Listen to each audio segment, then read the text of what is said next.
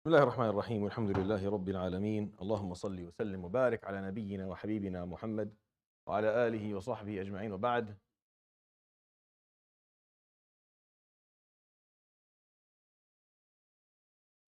Thank you. جزاكم الله خير. Thank you. Hey. Okay. Can it be silenced? جزاكم الله خير. Whoever's... Oh, جزاكم الله خير.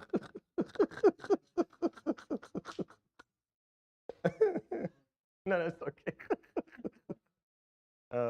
يروي الإمام الترمذي في جامعه بسند حسن عن عبد الله بن عمر رضي الله عنهما قال النبي صلى الله عليه وسلم. The hadith tonight, collection of Imam al-Tirmidhi, with a reasonable chain of narration narrated to us by Abdullah ibn Umar. And this is within the theme of mindfulness of the tongue, obviously, and still we're going to be talking about that for a little bit longer. And Abdullah ibn Umar here narrates a hadith that I think is also a kind of a firm hadith, a little bit of strictness in this one, and it's scary as well. But it needs to be understood within the context of it. I mean, you have to make sure that we comprehend it appropriately so that you can actually follow it and benefit from it. And this is what he says, عليه الصلاة والسلام. قال لا تكثروا الكلام بغير ذكر الله فإن كثرة الكلام بغير ذكر الله قسوة للقلب وإن أبعد الناس من الله القلب القاسي. So he said, عليه الصلاة والسلام, do not exaggerate or overdo talking without there being any remembrance of Allah subhanahu wa ta'ala in what you're saying. Because when you do that, when you over talk about things that there's no remembrance of Allah subhanahu wa ta'ala within it, when you overdo it, it is a reason, or it leads to the hardening of one's heart. And indeed, the farthest one away from Allah is the hard heart, is the heart that is hardened. And of course, this is a figure of speech because we're not talking about the physical heart here or about anything medical. We're talking about the spiritually, the spiritual essence of one's consciousness or one's heart being close to Allah subhanahu, or subconsciousness, close to Allah subhanahu wa ta'ala versus farther away from Allah. And what he's trying to explain, alayhi salatu wasalam, is that whenever he's explaining to us basically a very simple aspect of human nature, actually. That human beings will normalize whatever it is they do a lot of or see a lot of. And we are now fully understanding this, right? Like now is the reason that certain behaviors have become certain behaviors that are vomit-inducing and nauseating and disgusting and completely unacceptable. The reason that they're actually becoming acceptable because we've normalized them. Because if you watch something happen every single day, or you talk about it every day, or you allow it to exist around you, after a while it stops bothering you. It doesn't bother you anymore. You're fine with it. And normalizing haram is a problem. We're not supposed to do that as Muslims. We're supposed to stay away from haram. غض البصر from haram.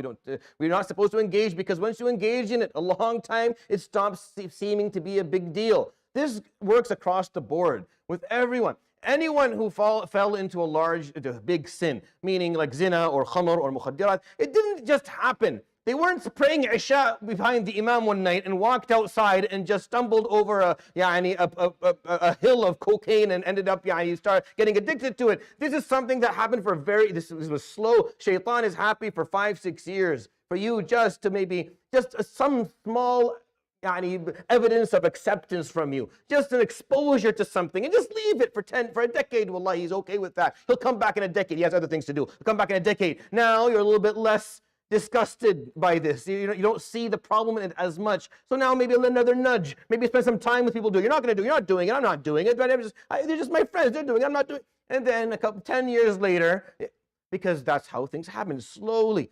We normalize haram slowly. That's how we change. Ethics change. They don't change overnight. People don't have strong ethics in one direction and then suddenly wake up and decide to just turn it around. It's a very gradual movement. So the Prophet ﷺ knows that. So he's saying, don't overdo it. When you're spending time talking about, make sure that you always remind yourself of Allah subhanahu wa ta'ala. And reminding of Allah doesn't mean that you just blurt a dhikr somewhere in the middle of a conversation unnecessarily. No, it's being able to remind yourself that any conversation that is worth spending a long time should somehow some way help you become closer to God. Or it should be serving Allah in some manner, in some form. It should be bringing you closer, or it should have a goal that allows you to please Allah. And if it doesn't, then maybe engaging in that activity for a very, very long time is a problem. Or maybe you need to reconsider your intention here. Like, you can talk about work for as long as you like, because work in its essence is a way for you to please Allah. Because when you go to work and you make money that's halal, that takes care of your children, that gives them an education and make sure that you're not putting your hand out to people or stealing, that is something that is Allah subhanahu wa ta'ala, that pleases Allah. So yes, talking about that, as long as you remind yourself of that every once in a while. As long as you don't engage in this, forgetting that, no, this is one way or the other supposed to bring me back to Allah. And he says, alayhi salatu wasalam, if you do that, if you talk and talk and talk, and Allah is nowhere to be found in your conversation, not intentionally, not non-intentionally, not spiritually, not in essence, nothing. He's not a part of your conversations at all. You don't care about Allah at all as you speak. If you do that for a long time, your heart, spiritually, will slowly start to become harder and harder. Meaning, so the concept of hardening it means that it's no longer responsive to the tajalliyat of Allah subhanahu wa ta'ala. He sends you messages, He sends you His compassion, His love, and His barakah, and His mercy, and He sends it to you. And a heart that is hardened doesn't feel anything. It's numb. It's not penetratable with the light, dark. There's nothing. You're not getting anything. A heart that is hardened is not able to actually experience the beauty that Allah subhanahu wa ta'ala continues to shower on it every moment. But a heart that is not hardened and that is sensitive is a heart that enjoys every second, every breath, and every ni'mah and blessing that Allah subhanahu wa ta'ala offers it. How do we make sure that our hearts don't turn that? Because that's what the Quran says, right? وَإِنَّ مِنَ الْحِجَارَةِ ثُمَّ قَسَتْ قُلُوبُكُمْ مِنْ بَعْدِ ذَلِكَ فَهِيَ كَالْحِجَارَةِ أَوْ أَشَدُّ قَسْوَةً. Then your hearts became hard. Speaking to Bani Israel, but really speaking to us, but speaking to Bani Israel so that we were going to offend it early on. Then your hearts became hardened, and it's like rock, or even harder than rock. But وَإِنَّ مِنَ الْحِجَارَةِ لَمَا يَتَفَجَّرُ مِنْهُ الْأَنْهَارُ. Some rocks, by the way, will explode, and water, fire comes gushing out of it. وَإِنَّ مِنْهَا لَمَا يَشَّقَّقُ فَيَخْرُجُ مِنْهُ الْمَاءُ. Some of it will slowly crack and water will come from. وَإِنَّ مِنْهَا لَمَا يَهْبِطُ مِنْ خَشْيَةِ اللَّهِ. Some of these rocks will fall to their need, will fall in humility to Allah subhanahu wa ta'ala, out of reverence. So even rocks will respond to God. So even if your heart is hardened, it can find its way to respond to God again. But he's saying, alayhi salatu wasalam, you see this tongue? Make sure you don't overdo it. When you're talking about things, make sure that Allah exists somewhere in your conversation. Make sure you don't completely forget about Him. I'm saying, by the way, I don't mean to blurt a dhikr in the middle of a conversation. Some people do that, by the way, and it's very awkward, and I find it to be, I don't like it. Like, don't do that. No. Renew your intention. Why are we talking about this? What are we trying to achieve? That's the essence of dhikr of Allah, is reminding ourselves of what it is, why are we talking about this? Who are we trying to serve? That's what we need to do. Even if we're talking about volunteering, even if we're talking about a masjid, we have to remind ourselves we're doing this to please Him subhanahu wa ta'ala. So we have to remind our attention, instead of just blurting a word that people don't understand exactly what you're doing, but actually trying to redirect the conversation so that we're remembering that this is all about pleasing Allah at the end. And anything that's not pleasing Allah should be reassessed all over. I think I wanted to share that with you because I think the hadith is beautiful. And he said, the farthest person from God, the hard heart, is the hardened heart. Scary things. Firm, scary. I don't like it. But it's the truth. And we accept it, and we have to live with it, and we have to work on changing.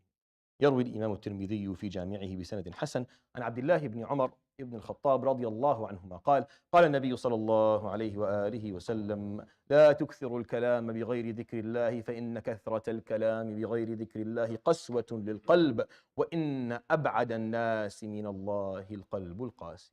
صدق رسول الله صلى الله عليه وآله وسلم. سبحانك اللهم وبحمدك لا إله إلا أنت استغفرك وأتوب إليك وصلى الله وسلم وبارك على نبينا محمد وعلى آله وصحبه أجمعين. جزاكم الله خيرا.